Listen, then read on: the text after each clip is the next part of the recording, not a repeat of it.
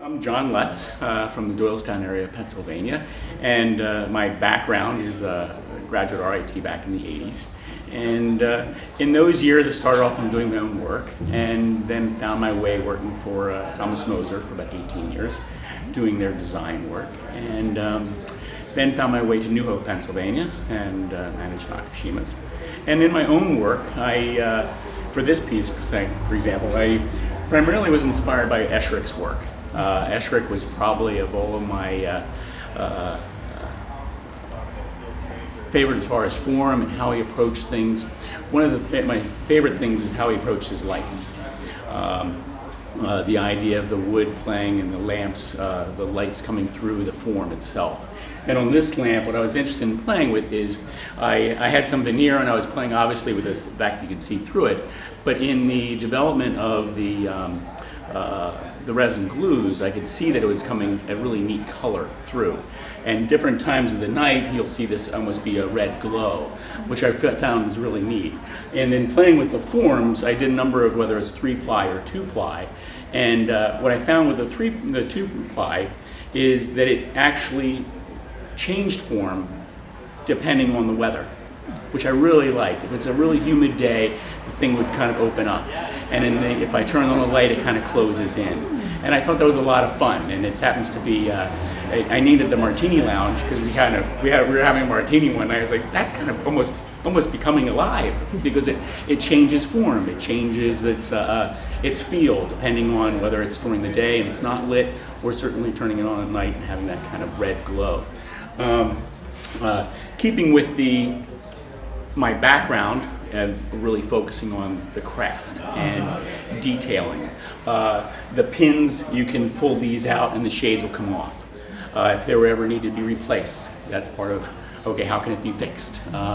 So when there's these little front and back pins, they can kind of come out and the whole thing just slides right across.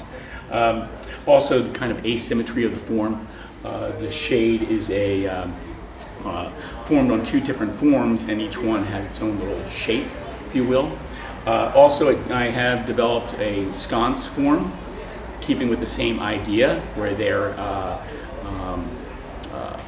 the 2 shells, if you will, they would the light would shine through, and then a floor lamp as well.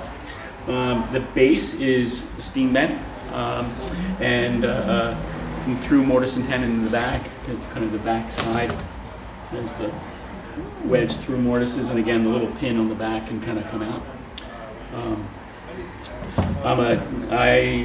My background is cherry, so that's when I enjoy cherry, linseed oil and wax. This has a different finish on it. It has a tongue oil, which actually kind of gives a different type of finish to it. The light, it was difficult to find with all the changes of lights today, whether it's incandescent or the LEDs. I was able to find a mini fluorescent that had almost the incandescent flavor to it.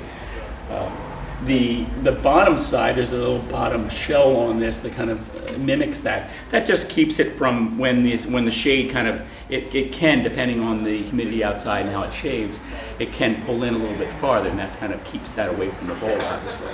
But it's always fun for me when I see the pieces, how the shells, if you will, actually form depending on the light and depending on the time of day or the humidity of the day. Sometimes this will open up a little bit further, quite a bit far. This can also open up, and the asymmetry of the forms are also a play of just the idea of, and I think that was a little bit inspired by Escherich's, the idea that it can, even though it's a very structured and finite form, it has a little bit of whimsical feel to it, if you will.